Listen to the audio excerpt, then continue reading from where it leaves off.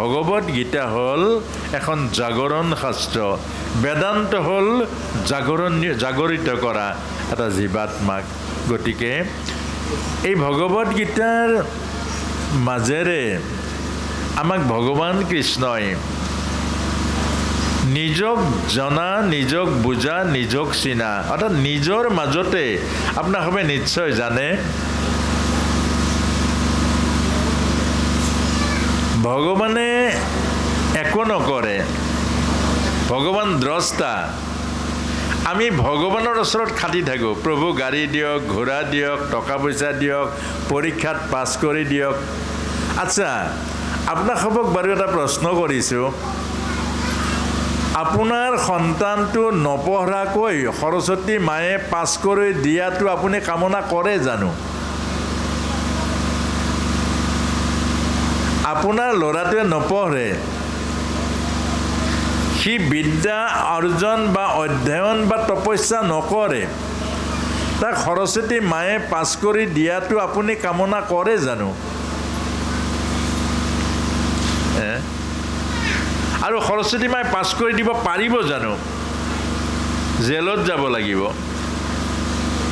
কাৰণ ভগৱান হ'ল নিয়ন্ত্ৰক, অৰ্থাৎ আমাৰ চৰকাৰ যেনেকৈ নিয়ন্ত্ৰণ কৰি আছে চব, ঠিক আমাৰ সৃষ্টিও নিয়ন্ত্ৰিত কৰি আছে প্ৰভু ভগৱন্তই। আৰু সমস্ত দেৱ দেৱী প্ৰত্যেকেই নিজা নিজা দায়িত্ব, আপুনি ময়ো দায়িত্বত আছোঁ। কোনোবাই অফিচাৰ, তেওঁ নিয়ন্ত্ৰিত হৈ আছে, 2 নম্বৰী কৰিলে জেলত যাব, আৰু যদি জেলত মানুহৰ চকুত ধৰা নপৰে, প্ৰকৃতিৰ চকুত এদিন কি হ'ব, পেৰালাইচিছ কৰি বিচনাত পেলাই থৈ দিব, এইটোৱে জেল। শাস্তিটো পাবই। এতিয়া যদি আমি নামঘৰত ভুল কৰিছোঁ, তাতো শাস্তি। গতিকে আমাক এই কথাটো কৈছে, আমি কোনো স্বতন্ত্ৰ নাই, এজনে স্বতন্ত্ৰ আছে, এইজনে হ'ল কাল মায়াৰ ওপৰত থকা প্ৰভু ভগৱন্ত। কিন্তু এই স্বতন্ত্ৰ হৈ থকাজনে নীতি নিয়ম পালন নাই কৰা নেকি? খুব ধ্যান দি শুনিব যে ভগৱানে অৰ্জুনক কৈছে, অৰ্জুন, ময়ো নীতি নিয়মৰ বাহিৰলৈ যাব নোৱাৰোঁ। কেলে? মই যদি নীতি নিয়মৰ বাহিৰলৈ যাওঁ, প্ৰকৃতিৰ নিয়ম উলংঘা কৰোঁ, তেতিয়াহ'লে মোৰো পাপ লাগিব। কেলে? মোক দেখি জগতৰ প্ৰতিজন জীৱই এই ভুল কৰিব, আৰু তেওঁলোকৰ মৃত্যুৰ কাৰণ, তেওঁলোকৰ অধপতনৰ কাৰণ মই হ'ম।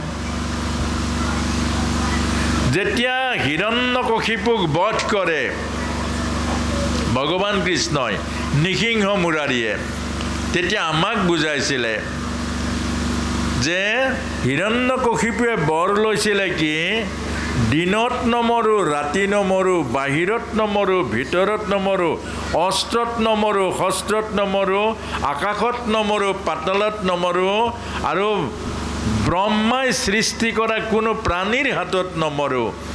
এই বৰটো দিলে তথাস্তু। এতিয়া নৃসিংহ মুৰাৰীয়ে থাপ মাৰি ধৰি হিৰণ্যকশিপুৰক কোচত বহুৱাই ল'লে। ক'ত? তেতিয়া নৃসিংহ মুৰাৰীয়ে হিৰণ্যকশিপুক সুধিছে, বাহিৰ নে ভিতৰ? তেতিয়া কৈছে, বাহিৰো নহয়, ভিতৰো নহয় প্ৰভু, পানী পোতা। তাৰমানে ভগৱানে কথা ৰাখিলে, নিয়ম ৰাখিলে, আমাক বুজাইছে নিয়ম উলংঘন নকৰিব। তাৰ পাছত কৈছে যে স্বৰ্গ নে মৰ্ত্য? বোলে স্বৰ্গ নহয়, মৰ্ত্য নহয়, উৰুৰ ওপৰত। নখেৰে ফালিবৰ কাৰণে দেখুৱাইছে, অস্ত্ৰ নে শস্ত্ৰ? বোলে অস্ত্ৰও নহয়, শাস্ত্ৰ নহয়, নখ। ব্ৰহ্মাৰ সৃষ্টি হয়নে? বোলে নহয়। আপোনাক মোক বুজাইছে, আমাকো প্ৰত্যেকক এটা এটা দায়িত্ব দিছে। কোনো মানুহ এনেই নাই। কোনোবাই হাজিৰা কৰিছে, পূৰ্বজন্মৰ পাপৰ ফলত পুণ্যহীন কাৰণে আপুনি আজি হাজিৰালৈ যাব কৰিব লাগিব, দা লৈ, কিন্তু সততাৰে কৰক, আপোনাৰ ল'ৰা ছোৱালী ভাল হ'ব। আকৌ যদি হাজিৰা কৰিও মানুহক ঠগে, আপোনাৰ ল'ৰা ছোৱালীও ভিক্ষা কৰি খাব লাগিব, হাজিৰা কৰি খাব লাগিব। দুটা কথা, সততাৰে হাজিৰা কৰক, ন্যায়মতে হাজিৰা কৰক, আৰু আপোনাৰ ল'ৰা ছোৱালী এদিন দুখ দূৰ কৰিব, আপোনাক হাজিৰা মুক্ত কৰিব। কিন্তু যদি হাজিৰা কৰাওঁতো ঠগে, আগৰবাৰ ঠগা কাৰণে, আগৰ জন্মৰ পুণ্য নোহোৱা কাৰণে এই জন্ম দা লৈ হাজিৰা কৰিব লগা হ'ল। আৰু এই কথাটো নুবুজি এইবাৰো কৰে, পিছৰ বাৰ আৰু তললৈ যাব। এইটোকে বুজাইছে। আমি আগৰ পুণ্যৰ ফলত কোনোবাই চাকৰি কৰিছোঁ, কোনোবাই ডাঙৰ ডাঙৰ ঘৰ পাইছোঁ, কোনোবাই ল'ৰা ছোৱালী পাইছোঁ, কোনোবাই ভাল ভাল সুবিধা পাইছোঁ, আগৰ পুণ্য। আৰু এই পুণ্যক লৈ যদি আমি অহংকাৰী হৈ যাওঁ, এই পুণ্যক লৈ যদি আমি অভিমানী হৈ যাওঁ, এই পুণ্যৰ মাজেৰে যদি আমি মদগৰ্বী হৈ যাওঁ, নষ্ট হ'বলৈ বেছি টাইম নালাগে। এজন ৰজা আছিলে নহুষ, পৃথিৱীৰ উদাহৰণ ভাগৱতৰ, এইটো বুজাবৰ কাৰণে। এই নহুষ ৰজা ইমান পুণ্য কৰিলে, পৃথিৱীত ইমান পুণ্য কৰিলে, সপ্ত ঋষি নি স্বৰ্গৰ দেৱৰাজ ইন্দ্ৰ পাতিলে। আৰু দেৱৰাজ ইন্দ্ৰ পাতিলে যেতিয়া স্বৰ্গত, এদিন উৰ্বশী স্বৰ্গৰ বেশ্যা, খুব মনোযোগেৰে শুনিব, অধপতন কেনেকৈ হয় মানুহৰ। উৰ্বশীয়ে তেতিয়া ক'লে যে দেৱৰাজ, আগৰ দেৱৰাজৰ কাষত শচী মাতা বহিছিল, দেখিবলৈ শুৱনি আছিল। আগৰ যিজন দেৱৰাজ আছিলে, তেওঁৰ লগত শচী মাতা বহি আছিলে, শুৱনি হৈ আছিলে, আৰু আপুনি অকলে অকলে বহি আছে, শুৱনি হোৱা নাই। লগে লগে নহুষে এজন দূতক পঠিয়াই দিলে, যোৱা দেৱৰাণী শচীক কবি মোৰ পত্নী হ'ব লাগিব। শচীক কবি, ইন্দ্ৰাণী শচীক কবি মোৰ পত্নী হ'ব লাগে। এজনী বিবাহিতা নাৰী, এজনী পৰৰ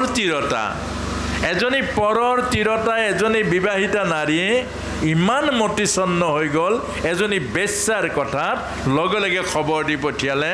তেতিয়া সেই শচী মাতাই ক'লে, যি ব্ৰাহ্মণে আনি স্বৰ্গৰ সিংহাসনত বহুৱাইছিল তোমাক, আৰু সেই ব্ৰাহ্মণৰ কান্ধত যদি উঠি আহি মোৰ ওচৰত আহিব পাৰা, মই বিয়াত বহিবলৈ ৰাজি আছোঁ, তোমাৰ পত্নী হ'ম।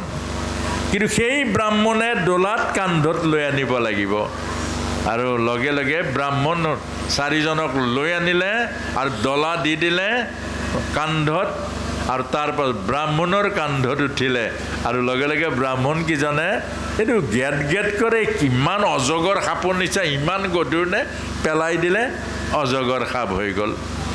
আচ্ছা, পতন হ'বলৈ কিমান টাইম লাগিলে কওক? এইকাৰণে ভাগৱত পঢ়া আৰু ভাগৱত শুনা মানুহ অহংকাৰী নহয়, এই কাহিনীটো বুজি পায়। ভাগৱত যিয়ে পঢ়িছে, ভাগৱত যিয়ে শুনিছে, অভিমানী কেতিয়াও নহয়, প্ৰাণ গ'লেও নহয়। এইটো কাৰণে আৰু আমাক বুজাইছে। সেইকাৰণে মনত ৰাখিব, যি পাইছোঁ প্ৰভুৱে দিছে, মৰম কৰি নিওঁতে টাইম নালাগে।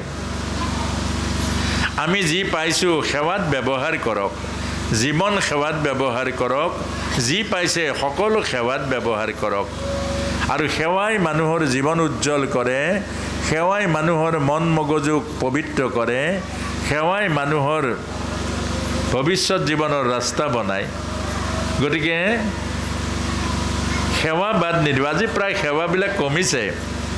কাৰোবাক এসাঁজ ভাত খোৱাৰ পাছতো স্বাৰ্থ থাকিলেহে খুৱায়, বিনা স্বাৰ্থত নোখোৱায়। সকাম পাতি পৰি সেৱা কৰে, সকাম নোহোৱাকৈ কোনোবা এজন যদি ইয়াত নামঘৰত 3 দিনো বহি থাকে, সেৱা কৰা মানুহ নোলাব আকৌ। সকামৰ দিনা পৰি সেৱা কৰে, ল'ৰা ছোৱালীক জোৰ জবৰদস্তি আনি সেৱা কৰায়, কিন্তু সকাম নোহোৱাৰ দিনা গ'লে মাতষাৰ দিবলৈও সময় নাই। এই কথাটোকে বুজাইছে যে সেৱা নেৰিব